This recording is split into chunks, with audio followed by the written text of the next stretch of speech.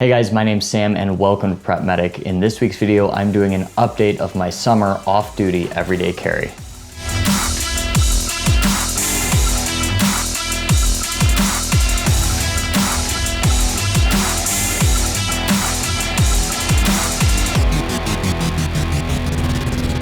Alright guys, so for those of you that don't know, an EDC is everyday carry. And that's what you carry on you every day of the week going about your business. For me, this is my off-duty carry. Now, everybody's gonna have different EDCs and everybody has one. Some people, it's just their phone and their wallet and that's okay. And then some people have really extensive everyday carries and that's about more where I fit in. So I am a full-time paramedic. I also have experience as a law enforcement officer and a SWAT paramedic. So a lot of what I carry is informed by that. So I'm gonna start with some of the more mundane items and then move into more of the specialty items that I've started carrying over the years. Right at the beginning, I'm carrying the iPhone 7 in a OtterBox Defender series case. The iPhone's getting a little bit old. You know, iPhones kind of start to degrade after about a year to 2 years of use, but I still really like it. The case has kept it really well protected over the years, and I've dropped, thrown, and even run over this, and it hasn't broken the phone. So this is a pretty common case for people in public safety to carry, and I really enjoy it, although it does add just a little bit of bulk to it. Watch is a must-have, and I've been carrying this for a while. This is the iWatch Series 2. It's a fitness tracker. It's got a lot of different features on it that I really like. And you know, this is just something that I've gotten used to carrying. You know, I like being on a call and being able to like look at my wrist and see what text messages I'm getting, things like that. It is protected by a rugged armor case. That's worked pretty well. And then I've got the standard band on it. Although the one thing I hate about this band is that there's a little metal piece here that when I wear it for a long period of time gives me a little bit of a skin rash on my wrist. So I've taped it over with some medical tape and really have had no issues since. I will leave a link to all the products I mentioned here in the description down below. I will tell you that most of what I'm carrying has been bought by me. There are a couple things that were sent to me, but most of this is stuff that I've purchased. For a wallet, I'm carrying the Magpul DACA Everyday Wallet. This is just a super thin wallet that they came out with, and it's got a little window for your ID, a couple card slots here, and then in the middle it's got a place for cash. I've really enjoyed it. It saved my back. You know, you can carry this in your back pocket and not even feel it. So I've really enjoyed this wallet and it's holding up very well. All right, for a firearm, I have a Glock 19. Now for all of you guys that are worried about it, it is clear. There is nothing in the chamber. I've got no mag in the mag well. So this gun has been made safe. I have modded this pretty heavily. Not saying you have to do that, but it's something I carry every day and I kind of enjoy having something that's a little bit more unique. And then some of the modifications on here I have found help me shoot in a variety of different situations. So up top, I've got a Trijicon RMR on it, and this is the 1 MOA dot. I've co-witnessed this with suppressor height night sights. If you're ever running an electronic optic, I'd always have some kind of iron sight behind it so you can just switch to that if this fails. Now I have had the slide custom milled by Jaegerworks. The majority of what they did was do a cut for the optic up here, but they've also added some serrations in the front, which helps you doing press checks a little bit. To be completely honest with you, it's mainly just aesthetic. I like the way it looks. Although I haven't cut any ports into it because, you know, I've heard some things that actually affects reliability slightly, and that's one of the most important things to me when it comes to a defensive pistol. On the back, they did throw in a carbon fiber backplate. It's something you get for free if you're public safety, so that's kind of cool. You just put it in the comments when you're ordering from them. And this was all bought as a package, so I saved a little bit of money by getting the RMR cut with the RMR, the night sights, and then the serrations put in on the gun. For a weapon light, I'm running the Inforce APL Gen 3. It's a 400 lumen weapon light, which is more than enough. You don't want anything too crazy because you'll end up just whiting out your target and your sights, and it's not very good. The operation of this is a press here. So if you want to turn it on just for a second, you press and hold for just a second, then you can turn it off. Or if you want it to be constant on, you can just press it quick and it will turn on and stay on. I don't really care for that operation because, you know, with this weapon light, I've noticed sometimes I go to do a spot check and I'll just hit it and I won't hold it, and then it'll stay on when I just want it to turn off right away. Some of the other weapon lights out there have a switch that you like flip down to keep it on, and then to do a press, you just press it once and it'll turn on and off with the pressure. Now this can be operated from both sides depending what hand shooter you are. You should be operating your weapon light with a finger that's not in the trigger. So I use my thumb on this side, but if you had a left-handed shooter, you're shooting left-handed, you can operate it from both sides, which is pretty nice. It does feel quality. I'm not worried about this breaking at all. The trigger and the handguard are all stock on this. I haven't gotten around to really changing those up very much, although I am looking for somebody to do a stippling job on this in Colorado if you know anybody. All right, the holster I'm using is the Tier 1 Concealment Axis Slim. This is one of the best Kydex in the waistband holsters on the market if you ask me. What's really nice about Tier 1 concealment is that you can customize the holster however you want it, and there is hardly any lead time to it, so you're not waiting 6 weeks to get your holster. So for this, I've got the optic cut for the gun, I've got the weapon light for this exact Enforce model, and then you're able to kind of customize what color Kydex you want, what color bungee cord you have, what color clips. Now these are the clips, I'm not talking about the magazine for the gun. What I really like about it, it's got this hinged middle here. So this conforms to your body, and then this thing here hits your belt and it pulls it into you. So if you have the gun in the holster, this handle is what prints most of the time. So with your belt there, it brings that into you. It is incredibly comfortable. You know, I'll wear this and completely forget I have it on until I go to sit down, then you feel it a little bit. But that's kind of the trade-off on an in the waistband holster. I have not in the past carried an extra magazine. This holster makes it super easy to do it. So if you can, and it's not any more uncomfortable, you may as well, and that's what I've started doing. It fits well in there, and you can customize this to have the bullets face away, face towards whatever you prefer.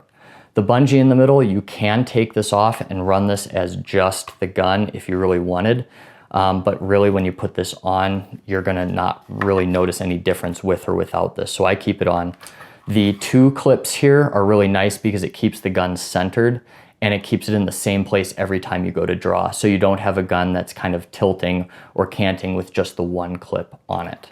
All right, regardless if you carry a firearm or not, you should be carrying a trauma kit. Now you can build your own, you can buy one pre-made. There are a ton of different companies making these. I personally am carrying the Live the Creed EDC Pocket Trauma Kit because I really like its thin form factor. It has a lot of great features and it's pretty, I guess I'd say, inconspicuous as far as medical kits go. So I keep this in my cargo pocket on the side. You can keep this in your back pocket, but it's just a little bit bulky for that. Inside this kit, you have a quick clot gauze. This is actually Celox gauze, and it's a hemostatic agent in it that will help stop wounds in the junctional sites. You can pack those injuries. On the top here, you've got a small boo-boo kit that has, you know, some Band-Aids, some minor wound items in there for your everyday kind of situations you're gonna be in. And then beneath that, you have a SWAT T tourniquet. This is not TCCC recommended, but there is a lot of studies on the SWAT T, and basically it's a good tourniquet, but it's really hard to do self-application with it. I've practiced with it a lot. I'm very comfortable with it. It is head and shoulders above the RATS tourniquet as far as they go. But you know, just be aware that that's kind of the trade-off you get for this small kit because it doesn't have one of those approved tourniquets in it. So it's going to be a little bit less functional.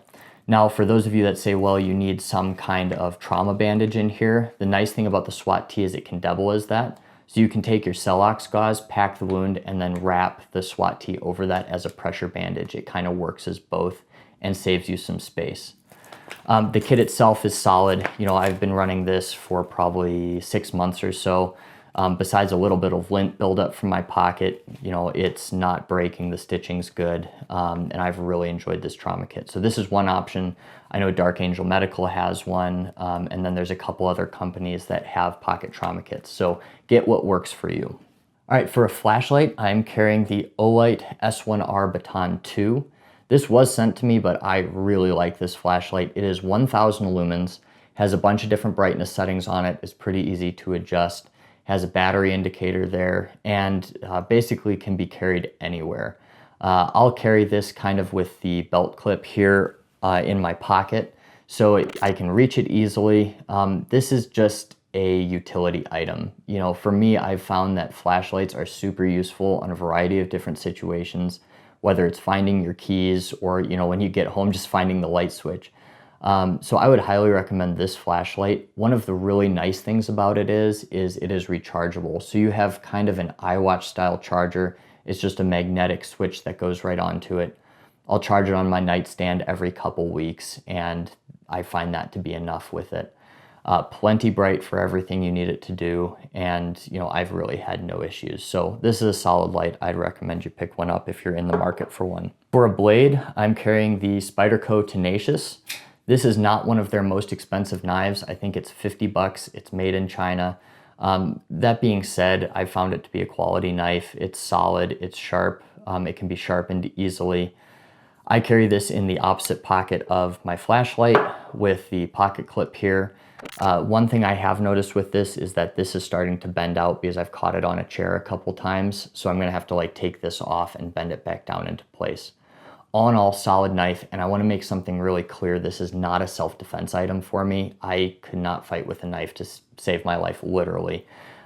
So this thing is a tool. It's made for opening boxes, packaging, you know, cutting a stick in the woods, I don't know. Things like that, tons of uses for a knife. I'd recommend if you're allowed to carry a knife that you carry one.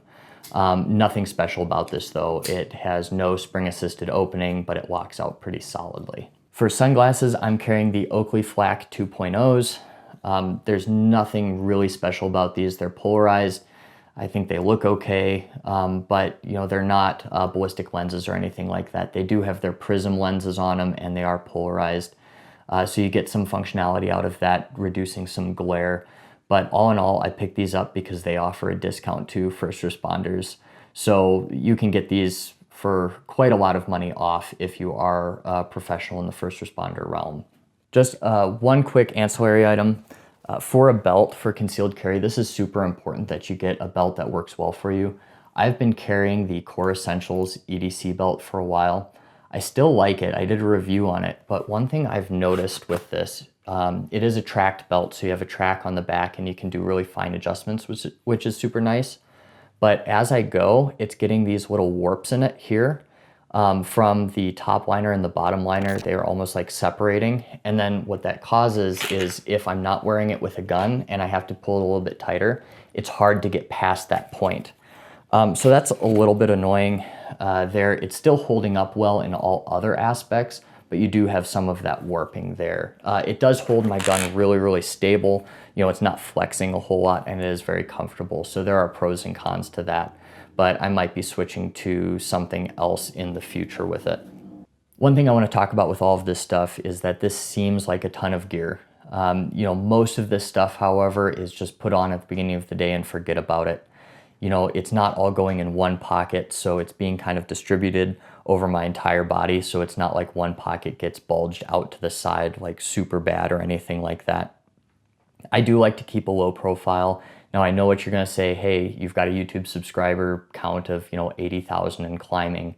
So, you know, how can you be inconspicuous?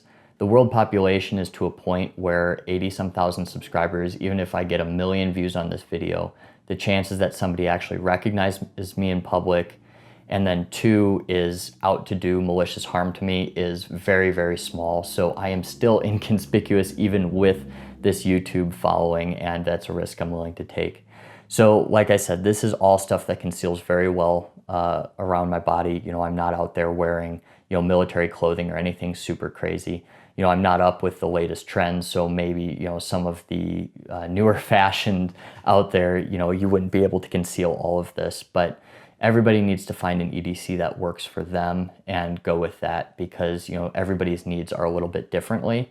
I've kind of compiled what I carry with me because of experiences I've had both on duty and off duty, and I really choose to be prepared for some very specific situations. So I'm not really scared for my life on a daily basis. I'm not paranoid, but I do choose to be at a point where if something were to happen around me, I'd be able to act. If you have any questions about any of this stuff, please leave them in the comments down below. I will try to leave links to all of this so you can find it. If I have discount codes for specific companies, I'll leave them down there as well. Like always, guys, I really appreciate hearing from you, and I will see you next week.